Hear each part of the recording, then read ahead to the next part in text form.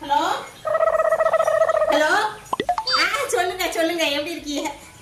சித்தி சித்தின்னு நினைக்கிறேன். சித்தி நல்லா இருக்கீங்களா? நல்லா இருக்கேன் சித்தி. என்ன சித்தி, எனக்கு தான் சித்தி உடம்பே சரியில்லை, நேரமே சரியில்லைன்னு நினைக்கிறேன் சித்தி. அதுதான் வேண்டாத நேரத்தில் நாய் என்னைய கடிச்சு பிடிச்சி.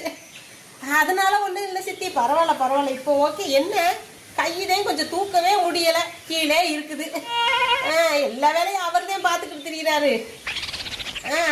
ஆமா சித்தி, என்ன வந்தீங்களா? ஐயோ எதுக்கு சித்தி சிரமம், இப்போதே நான் நல்லா ஆயிட்டேன், நீங்கள் வர வேண்டாம், விடுங்க, நான் ஊருக்கு வரும்போது பார்த்துக்கிட்டு.